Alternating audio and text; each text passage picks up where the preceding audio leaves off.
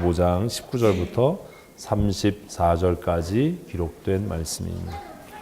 구약성경 창세기 25장 19절부터 34절까지 말씀, 이제 우리 말씀의 뜻을 생각하시면서 함께 한 목소리로 읽겠습니다. 아브라함의 아들 이삭의 족보는 이러하니라. 아브라함이 이삭을 낳았고 이삭은 40세에 리브가를 맞이하여 아내를 삼았으니 리브가는 밧단 아람의 아람 족속 중 부두엘의 딸이요 아람 족속 중 라반의 누이였더라.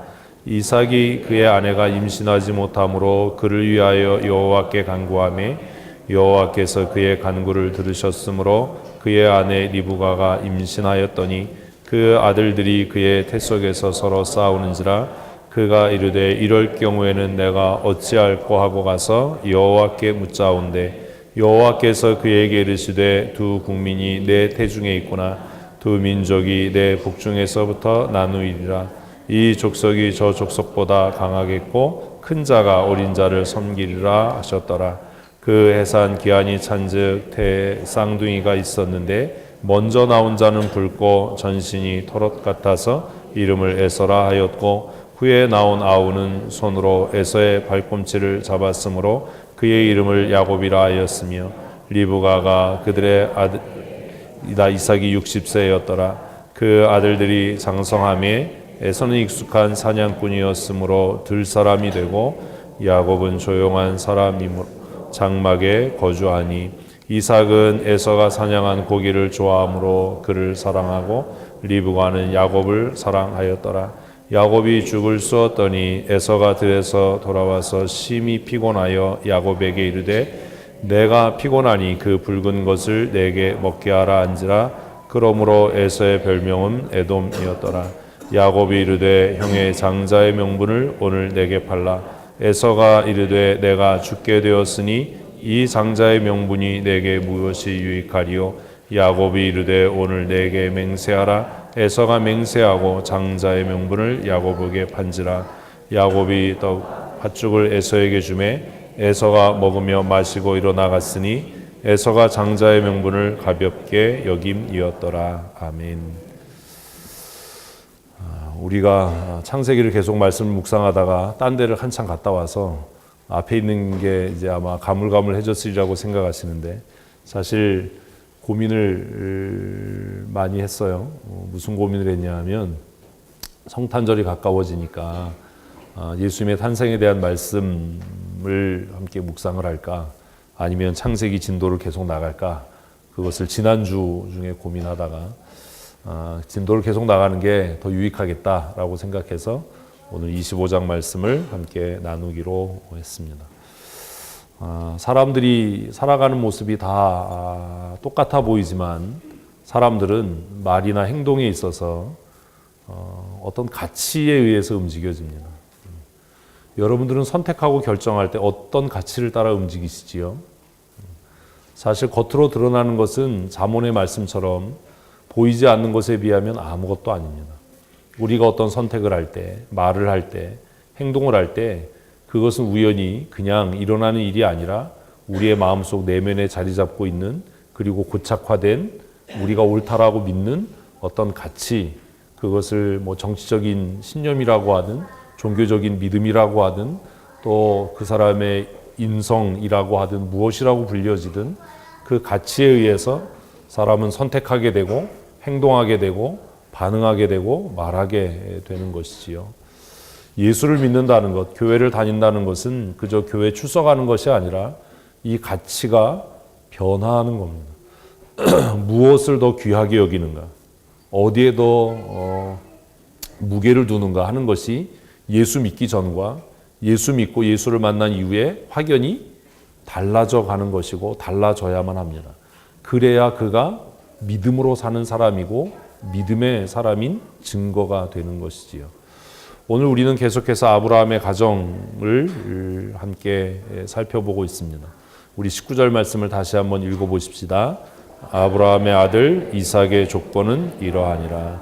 그래서 25장에 족보라는 단어가 나와요. 예전에 우리 한번 제가 이거를 강의를 했던 것으로 기억이 나는데 우리 교회에서 창세기에 대해서 이야기하면서 창세기에는 그 중요한 핵심 단어가 나오는데 족보라는 단어, 계보라는 단어가 나온다. 연대기, 그 원래 원어로는 톨레도트라는 단어가 나와서 그것이 문단이나 문장을 구분하는 것 같이 보이진 않지만 그것이 내용적으로는 창세기의 흐름을 이렇게 분간하는 굉장히 중요한 구분점이 됩니다.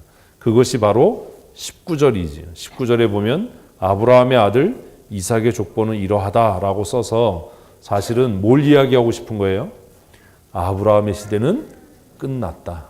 이제 누구의 시대다? 이삭의 시대가 시작되어졌다라는 겁니다. 우리가 죽고 나면 우리가 살았던 믿음의 행태나 믿음의 발자취는 다 사라지게 될 겁니다. 그리고 우리의 자녀들이 그 계보를 이어서 살아가게 될 것이지요. 그래서 우리가 살면서 무엇을 남기고 또 어떻게 살다가 죽어야 할까라고 하는 고민을 정말 많이 해야만 합니다. 아브라함은 이삭을 낳았고 그리고 이 세상을 떠났습니다. 아브라함이 이삭에게 남긴 것은 뭘까요? 성경은 계속 그냥 이렇게 기록을 합니다. 같이 읽습니다. 이삭은 40세에 리브가를 맞이하여 아내를 삼았으니 리브가는 밧단 아람의 족속 중 부두엘의 딸이요 아람 족속 중 라반의 누이였더라. 그래서 이제 이삭의 연대기, 이삭의 삶이 시작되는데 우리가 한 번쯤 이 시점에서 말씀드린 것처럼 아브라함은 죽어서 이삭에게 무엇을 남겼을까라고 한 번쯤 생각해 봐야 돼요. 아브라함은 뭘 남겼을까요? 아브라함은 거부였으니까 많은 토지를 남겼을 겁니다. 많은 돈을 남겼을 겁니다. 그렇지요? 창세기 아브라함의 마지막 기록을 보면 굉장한 거부가 됐잖아요. 소떼와 양떼가 그냥 엄청났지요. 그 재산들을 다 유산으로 남겼을 겁니다. 한번 그럼 이제 우리를 생각해 봐야죠. 우리는 죽어서 우리의 자녀들에게 무엇을 남길까요? 어떤 걸 남기기를 원하십니까? 사실 이제 50 넘었으면 죽을 준비를 슬슬 시작을 해야 되는 거죠. 인생의 반을 산 거잖아요. 50을 넘어서 사는데도 아직도 내가 뭘 얻어야 되고 소유해야 되고 이렇게 생각하면 어리석은 삶을 사는 거예요. 이제는 마무리해가는 단계인 겁니다. 인생의 후반부는 인생의 아름다운 마무리를 위해서 하나님이 우리에게 주신 은혜의 시간이 아닐까라는 생각을 합니다. 아브라함이 이삭에게 남긴 게 뭘까? 아브라함이 이삭에게 남긴 것, 이삭의 연대기를 시작하면서 성경은 그것에 대해서 뭐라고 이야기하냐면 아브라함은 이삭에게 뭘 남겼다는 거예요? 믿음을 남겼다라는 겁니다. 믿음. 우리 지난 기도 주간에 기도하면서 하나님, 우리가 우리의 자녀들 앞에서 믿음으로 살았던 믿음의 발자취들이 그들에게 믿음의 유산이 되게 해주십시오라고 우리 함께 기도를 했습니다. 여러분이 살아가는 여러분의 삶의 발자취는 누군가에게 본받고 싶고 본받을 만하고 인정받고 존경받을 만한 믿음의 유산으로서의 가치가 있습니까? 우리는 교회 안에서 늘 믿음을 이야기하고 신앙을 이야기합니다. 믿음 있는 척도 하고 믿음에 대해서 논하기도 많이 합니다. 사실 우리 교회처럼 믿음에 대해서 하나님의 말씀에 대해서 이렇게 촉을 세우고 막 민감하게 반응하는 교회도 저는 많지 않을 거라고 생각합니다. 그래서 우리 교회에 있는 모든 성도들이 마치 나 자신은 뭐가 있는 것처럼 믿음이 있는 것처럼 착각할 수 있다는 거죠. 아브라함은 평생 하나님의 말씀을 따라 살았고 믿음으로 이삭을 낳았고 그리고 그렇게 하나님의 부름을 받았습니다. 그리고 그는 죽어서 아들에게 무엇을? 믿음을 유산으로 남겼습니다. 그것에 대한 증거가 뭐냐면 이삭의 연대기를 시작하면서 성경은 아브라함이 남긴 돈의 토지의 소유에 대한 항목들을 기록하지 않고 이 짧은 이야기를 기록하고 있기 때문입니다. 우리가 주장하는 믿음과 아브라함이 남긴 유산으로서의 믿음, 그것을 생각하면서 우리는 다시 한번 우리에게 물어야 합니다. 지난주에 말씀을 함께 나눈 것처럼 도대체 믿음이란 뭐냐라는 거죠. 여러분, 믿음이 뭐지요? 여러분은 믿음을 어떻게 정리하실 수 있습니까? 우리 교회가 정말 믿음으로 행하는 교회입니까? 이렇게 대답을 안 하시면 이건 망한 거잖아요. 여러분은 믿음으로 살고 계십니까? 믿음의 사람이십니까? 우리가 말하는 믿음은 뭐지요? 우리가 주장하는 믿음은 뭐지요? 오늘 한국교회가 이야기하는 믿음은 뭡니까? 왜 우리가 믿음으로 살아가는데 믿지 않는 사람들에게 손가락질 당하고, 왜 우리에게 믿음이 있는데 하나님의 공의와 하나님의 진리는 이 땅에 보이지 않습니까? 성경이 말하는 믿음은 뭐지요? 이렇게 주일에 모여서 예배하는 겁니까? 아니면 11조 생활을 정직하게 하는 겁니까? 어떤 영적인 신비한 체험을 하는 건가요? 우리가 잠언 읽으면서 잠언에서 많은 영적인 지혜들을 얻게 되는데 정말 기도 많이 하는 것이 믿음입니까? 제가 어제 이렇게 한 줄 썼는데 잠언에 뭐라고요? 말씀을 듣지 않는 것은 뭐 하지 않는 거다? 그 기도 자체가 가증하는 거다. 기도 많이 하는 것이 믿음이 아니다. 성경이 말하는 믿음은 뭐지요? 아니, 이러시면 안 돼요. 야고보는 이것에 대해서 아주 명확하게 간파했어요. 왜? 믿음이 점점 뭐 되는 거예요? 지식이 돼버리는 겁니다. 믿음이 그냥 개념이 되는 거예요. 성경 많이 알면 믿음입니까? 대답들을 하세요. 우리 성경을 읽으면서 제가 우리 교회에서 갖는 부담감이 그거예요. 슬픔이 그거예요. 이제 우리 내년에 성경 일독하자라고 하고 하면서도 마음속이 우울하고 불안해지는 이유가 그거예요. 성경 많이 읽는 게 믿음인가요?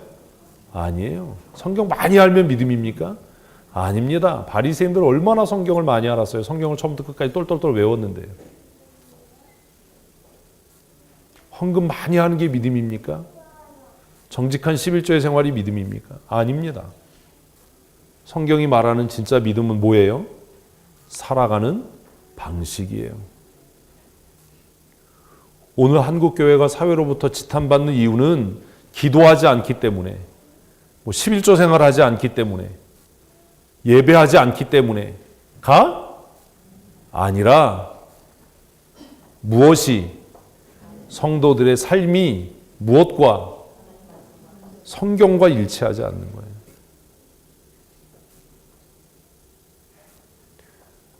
아브라함이 이삭에게 남긴 유산으로서의 믿음은 아버지 아브라함이 무엇으로 증명한 것? 살아가는 방식으로 증명했던 겁니다. 성경이 말하는 믿음은 삶의 행위입니다.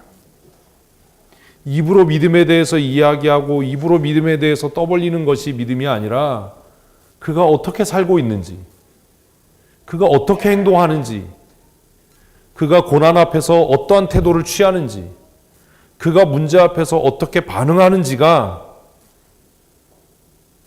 그의 믿음의 실체인 겁니다. 믿음이란 결정과 선택의 근거와 기준이 되는 겁니다. 믿음의 사람이 되십시오. 무슨 말이냐 하면 성경대로 살아라라는 겁니다. 믿음의 사람이 됩시다. 여러분의 행위가 하나님의 말씀과 일치해야 한다라는 거. 내가 이렇게 행동할 때 그 행동의 근거를 어디에서 찾을 수 있어야 한다고요? 성경에서 찾을 수 있어야 하는 거예요. 오늘 예배당에 예배하러 나오실 때 기쁘게 즐겁게 나오셨습니까? 마지못해 나오지 않으셨습니까? 제가 기도하면서도 말씀드렸잖아요. 전도는 뭘로 하는 거라고요? 삶으로 하는 거예요. 정말 어렵고 힘든데 기쁘고 즐겁게 교회 가는 모습이 우리 가족들에게 가장 강력한 전도예요. 제가 평소에는 이렇게 그냥 후줄근하게 입고 다니다가 주일에는 그래도 열심히 이렇게 하잖아요. 사실 저는 이게 밥줄이기 때문에 그런 거지요. 그게 아니라 무엇이 기쁘기 때문이에요? 예배함이 기쁘고 예배함이 은혜이기 때문인 겁니다. 여러분 그랬으면 좋겠습니다. 정말 그 사람의 한 주간의 삶을 보면 쉼이 없고 피곤하고 곤고한데 정말 하루 시간이라도 더 자고 싶을 것 같은데 주일 아침에 일찍 일어나서 기쁘고 즐겁고 설레임으로 예배에 가는 모습이 불신자들과 하나님의 존재와 임재를 부정하는 자들에게 삶으로 하는 가장 강력한 전도이고 복음의 제시이고 도전인 거예요. 오늘 우리가 그러지 못한 거예요. 주일에 일요일에 놀러가지 등산가지 그렇게 산을 좋아한다며 그럴까? 가 아니라 내가 무엇 있는 사람이기 때문에 믿음 있는 사람이고 하나님의 나라를 소망하는 하나님의 사람이기 때문에 나는 그럴 수 없다. 이게 삶의 방식, 삶의 행위인 겁니다. 살아가기도 빡빡하고 정말 경제가 어려운데 그렇게 헌금 생활하고 어떻게 사냐라고 누가 이야기할 때 내 선택과 내 행위의 근거를 어디에서 찾는, 삶의 정황이나 삶의 상황에서 찾는 것이 아니라 말씀에서 찾는, 그것이 하나님의 사람에 합당한 방식이기 때문에 하나님과 내가 맺은 언약이기 때문에 내가 그렇게 살아간다라고 고백하고 선포하고 그렇게 살아가는 것이 그의 뭐라고요? 믿음인 겁니다. 나 같으면 그 상황이면 내 스스로 목숨을 끊었을 거야. 나 같으면 그 상황이면 슬픔에서 벗어나지 못할 거야 라고 이야기할 때 누군가 그렇게 생각하고 저 사람이 얼마나 지금 곤고하고 힘들고 슬플까라고 생각하고 찾아왔는데 그 사람이 너무 즐거워하고 기뻐하는 모습을 보고 나서 너 어떻게 그럴 수 있냐라고 물을 때 무엇으로? 말씀으로 근거를 삼을 수 있는, 성경적인 근거를 낼 수 있는, 그래야 그것이 그 사람이 가지고 있는 진짜 믿음인 것이지. 믿음이란 성경에 대해 논하는 것도 아니고 성경을 가지고 토론하는 것도 아니고 성경에 대해서 이야기하고 가르치는 행위가 아니라 성경에 근거해서 살아가는 삶의 방식과 행위, 그리고 선택의 순간마다 모든 선택에 무엇이 되는 기준이 되고 근거가 되는 그것이 뭐라고요? 믿음인 거예요. 아브라함은 그렇게 살았어요. 결정의 순간마다, 선택의 순간마다 그가 살아가는 삶의 방식과 행위가 하나님의 약속의 말씀에 근거하고 하나님의 약속의 말씀을 따르는 삶이었어요. 그래서 우리는 그를 뭐라고요? 믿음의 조상이라고 부르는 겁니다. 이삭은 이것을 보면서 컸어요. 그래서 그도 그의 삶에 위기가 닥쳤을 때 21절 읽습니다. 이삭이 그의 아내가 임신하지 못하므로 그를 위하여 여호와께 간구하며. 그의 삶에 위기가 닥쳤을 때 그도 무엇을 따라서요? 믿음의 방식을 따라 행동하는 겁니다. 이게 자연스러운 겁니다. 이 당시에 대부분의 사람들이 아니라 사회 전체는 그 아내가 아이를 낳지 못하면 뭐 하지요? 후처를 드리는 게 그냥 당연하고 마땅한 거였어요. 더구나 너로 큰 민족을 이루게 하겠다라고 하는 그 삶의 명분 앞에서 아니 내 아내가 아이를 낳지 못하니까 내가 후처를 드리는 것이 마땅하다라고 이야기하기에 충분하고도 남았을 거예요. 그런데 이삭은 그렇게 하지 않았습니다. 그는 후처를 드리는 대신에 뭘 선택했어요? 아니요, 믿음으로 사는 것을 선택했어요.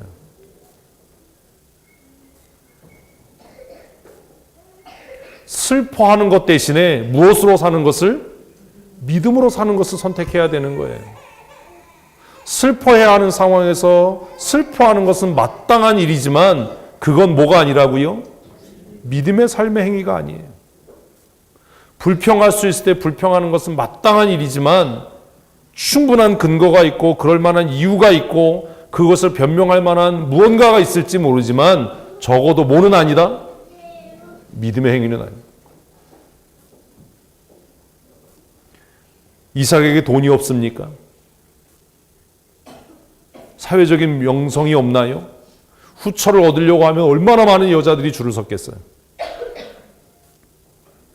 그런데 그는 이 문제를 누가 했던 것처럼, 아버지 아브라함이 했던 것처럼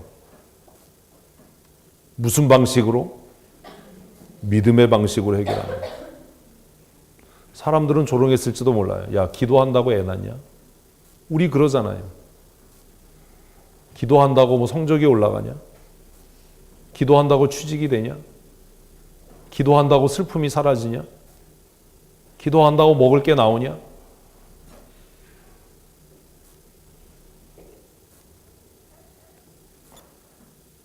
기도 주간을 하는 이유가 뭐지요?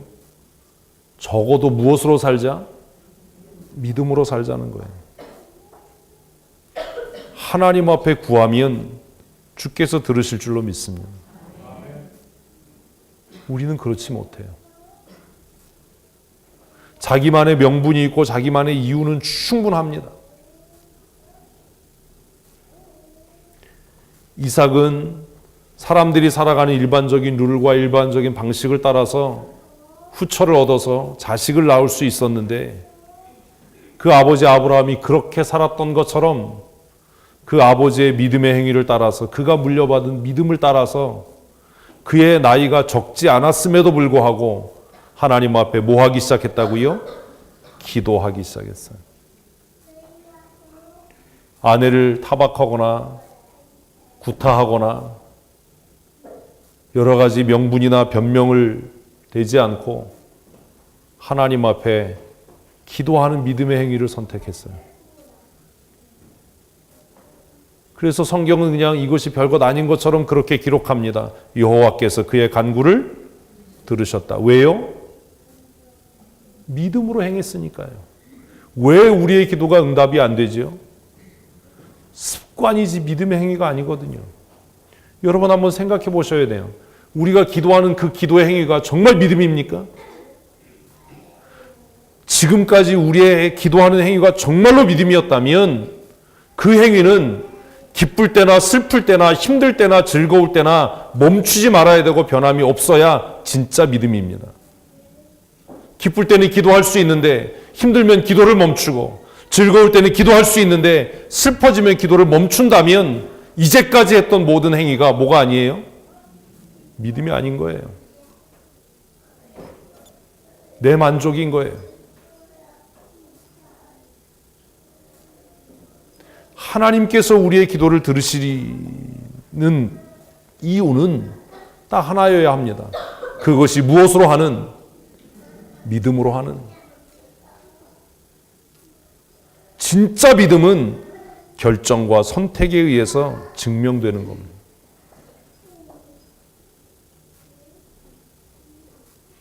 여호와께서 이삭의 기도를 들으시고 그 아내가 임신하여 아들을 낳게 됩니다. 그 남편의 그 아내인 거지요. 22절 읽습니다. 그 아들들이 그의 태 속에서 서로 싸우는지라 그가 이르되 이럴 경우에는 내가 어찌할꼬 하고 가서. 자, 똑같잖아요. 뭐의 순간에? 선택의 순간에, 결정의 순간에 내가 어찌해야 하겠는가? 내가 어떻게 할까? 우리는 날마다 이런 결정의 순간에 앞에 서요. 누가 결정하는 거예요? 내가 하는 거예요. 다른 사람이 하는 게 아니에요. 리브가도 이 결정의 순간에 뭐 하지요? 여호와께 묻자온대. 한번 따라 하십시다. 여호와께 물었다. 기도는 이거예요. 우리는 기도하면 막 아뢰고 간구해서 내가 얻고 싶은 것을 얻는 것이라고 생각하는데, 기도는 사실, 기도의 핵심은, 기도의 본질은 뭐 하는 것? 하나님의 뜻을 구하는 거예요. 리브가는 자신의 능력으로 무언가 해결할 수 없을 때 하나님 앞에 뭐 했다고요? 기도했어요. 물었어요. 우리는 우리의 힘으로 무언가 할 수 없을 때가 되면 뭐 하지요? 낙심해요. 좌절하고요. 불평하고요. 내가 할 수 있을 때는 어떻게 하고요? 열심히 하고요. 최선을 다하고요. 진짜 믿음은 언제 드러나는 거예요? 선택의 순간에, 위기의 때에 그 진가가 드러나는 거예요. 믿음의 사람 되십시오. 믿음으로 선택하고 결정하십시오.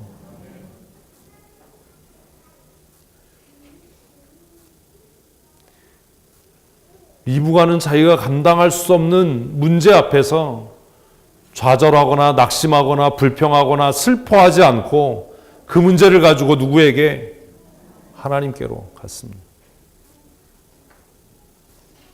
우리의 마음에 염려와 근심이 있을 때, 분노가 있을 때, 슬픔이 있을 때 하나님, 내가 지금 슬퍼하는 게 하나님 뜻인가요? 하나님, 내가 분노하는 게 하나님의 뜻인가요? 라고 물어보신 적 있으십니까?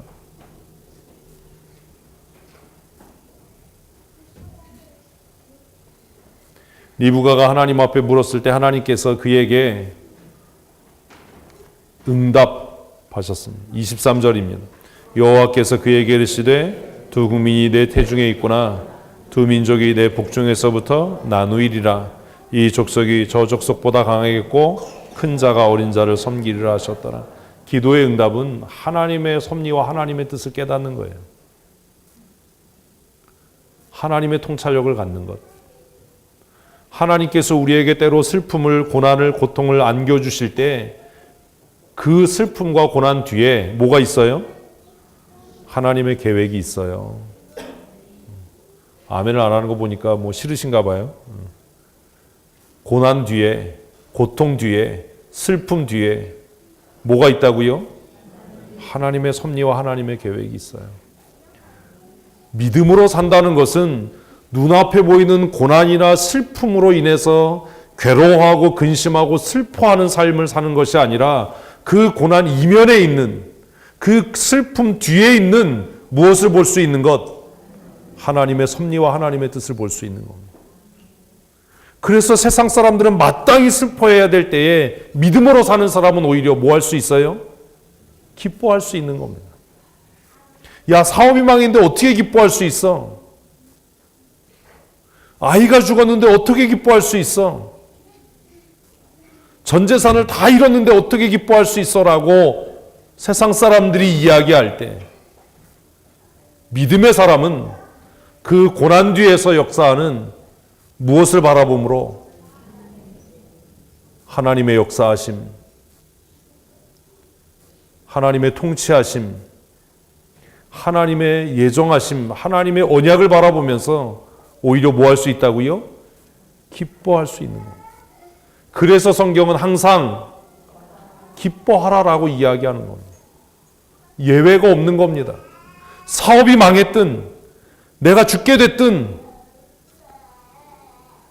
내가 정말 생명같이 아끼던 자녀들을 잃었든 그 상황과 무관하게 하나님의 약속과 하나님의 임재와 통치와 섭리를 믿음의 눈으로 바라보는 사람들은 항상 뭐 해야 한다고요? 기뻐해야 하는 것. 누구 때문에 내가 기뻐하지 못하고 누구 때문에 내가 분노한다면 그는 적어도 믿음의 사람은 아닌 겁니다. 리브가가 기도했을 때 하나님께서는 하나님의 섭리와 하나님의 계획을 그에게 알게 하셨습니다. 기도의 응답이란 이런 거예요. 내 소원이 성취되는 게 기도의 응답이 아니라 하나님의 섭리를 깨닫는 겁니다. 하나님의 은혜를 깨닫는 겁니다. 사랑하는 가족을 잃어서 슬퍼하는 사람에게 위로하러 갔는데 그 사람이 너무 기뻐하고 즐거워하는 거예요. 그래서 어떻게 당신은 당신의 사랑하는 사람의 죽음 앞에 저렇게 기뻐할 수 있냐라고 누군가 물을 때 그가 무엇을 이야기할 수 있다면 지금 얘기했잖아요. 하나님의 예정하심, 하나님의 섭리, 하나님의 통치를 고백할 수 있다면 그는 진짜 믿음의 사람인 거예요. 기쁘지요? 왜요? 하나님께서 내 사랑하는 사람을 이것보다 더 좋은 하나님의 나라로 부르셨기 때문입니다. 그래서 나는 기뻐할 수 있습니다. 이 세상의 고통을 끝내고 영원한 하나님의 나라의 안식에 이르게 했기 때문입니다. 사업이 망해서 정말로 좌절하고 자살할 것 같은 상황에 처해 있는 사람을 찾아가서 위로하려고 했는데 그가 기뻐하고 즐거워하는 모습을 보면서 당신 어떻게 사업이 망했는데 기뻐할 수 있냐라고 물을 때 그가 하나님께서 이 일을 통해서 나의 교만을 깨닫게 하시고 나를 낮추셔서 다시 하나님께서 나를 들어 쓰시겠다라고 하는 약속을 내가 깨달아서 뭐 할 수 있다? 기뻐할 수 있다라고 그가 고백할 수 있다면 그는 진짜 뭐라고요? 믿음의 사람인 거예요. 욥기를 백날 읽으면 뭐합니까? 욥기가 이야기하는 게 그거 아닙니까? 호세아를 읽으면 뭐합니까? 호세아가 이야기하는 것 그거 아닙니까?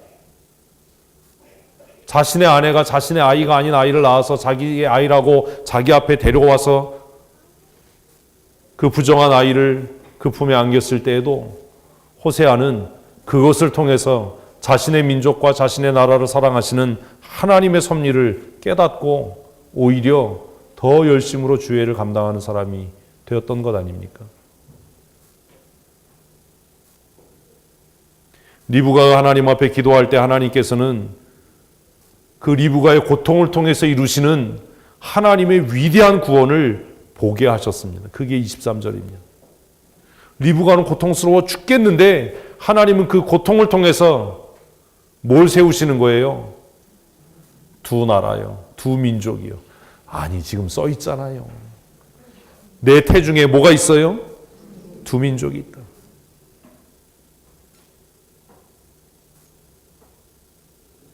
그 고통으로 인해서 죽을 것 같은데 하나님은 그 고통 건너편에 있는 하나님의 구원의 역사를 리브가로 하여금 깨닫게 하시더라라는 겁니다. 기도는 내 소원을 성취하는 단순한 주문 같은 일이 아니라 기도를 통해서 하나님의 비밀하고 은밀한 구원의 역사를 깨닫는 은총의 통로인 것입니다. 기도를 통해 하나님의 뜻을 깨달는 믿음의 사람들이 되셨으면 좋겠습니다. 그리고 약속하신 말씀대로 두 아들이 태어났습니다. 24절 읽습니다.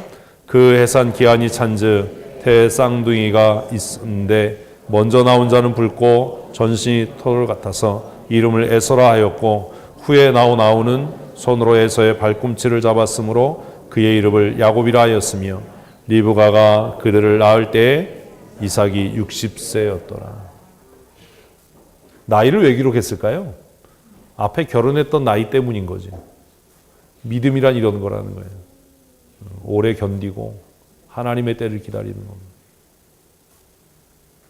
두 아이가 태어났습니다. 먼저 태어난 아이는 어땠다고요?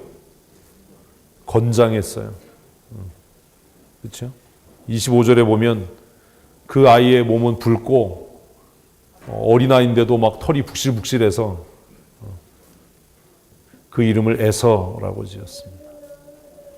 곧 이어서 둘째 아이가 태어났는데 사실 쌍둥이가 태어날 때 저는 안 낳아봐서 모르겠는데 쌍둥이를 낳아보신 분들은 아시나요? 시간을 좀 두고 태어나지요? 꺼내신 분들은 뭐 이게 대답하면 안 되고. 근데 이 아이들은 연달아 태어났는데 둘째 아이가 정말 특이하게 어떻게 태어났어요? 형의 발꿈치를 잡고 태어났어요. 뭐 했다는 거예요? 뱃속에서. 먼저 나가려고 싸웠다는 거예요. 근데 첫째 아이가 힘이 세니까 이겼던 것 같아요. 먼저 나오는 거죠. 그 후에 나온 아우는 손으로 그 형의 발꿈치를 잡고 나왔어요. 그래서 그 이름을 야곱, 발 뒤꿈치를 잡은 사람. 그래서 우리는 뭐 흔히 사기꾼 이렇게 얘기하는데 원어의 뜻하고는 전혀 관계없는 이야기를 만들어낸 거예요. 이 두 아이를 60이 돼서야 이삭은 얻을 수 있었습니다. 믿음으로 산다는 건 그런 거예요. 몇 살에 결혼했는데요? 그 기도를 얼마나 한 거예요? 적어도 한 15년은 하지 않았겠어요? 다른 방법이 있음에도 불구하고, 다른 길이 있음에도 불구하고, 쉽게 갈 수 있는, 편하게 할 수 있는 방법이 있고, 그것을 정당화할 수 있는 논리가 있고, 별별 게 다 있음에도 불구하고, 믿음으로 산다는 건 무엇을 따라? 하나님의 약속과 말씀을 따라 우직하고 미련해 보이는 삶을 살아가는 겁니다. 적어도 이삭과 리브가는 몇 년을? 20년을 그렇게 견뎠던 겁니다. 리브가도 그랬을지도 몰라요. 뭐 해라? 후처 얻어라. 이삭의 마음이 흔들렸을지도 몰라요. 그래도 이삭은 하나님께서 명하신 법을 따라서 하나님의 약속을 따라서 몇 년을 20년을 버티고 견디는 단칼에 뭐 끝을 보겠다 이런 생각하지 마십시오. 하나님의 뜻은 언제요? 하나님의 때에. 누가요? 하나님께서 이루시는 겁니다. 우리는 인내하고 타협하지 않고 참고 기다리는 것이 우리의 사명입니다. 두 아들이 태어났습니다. 태어날 때부터 생긴 것이 달랐던 것처럼 살아가는 방식도 너무 달랐습니다. 27절입니다.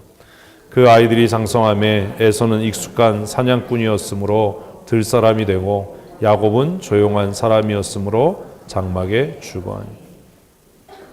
에서는 태어날 때부터 건장했던 그 모습 그대로 그 타고난 기질이겠죠. 누구를 닮았는지는 잘 모르겠지만 아마 라반 쪽이 아니었을까. 처가를 닮았던 것 같아요. 그냥 제 생각이에요. 써놓지 마세요. 사냥꾼이 됐어요. 근데 동생은 너무나 달랐어요. 야곱은 너무 달랐어요. 그는 조용한 사람이었어요. 그러나 뭐가 있어요? 야심이 있는 거죠. 태어날 때부터 그랬잖아요. 내가 먼저 나갈 거야. 에서는 활달하고 강력하고 외향적인 사람이었습니다.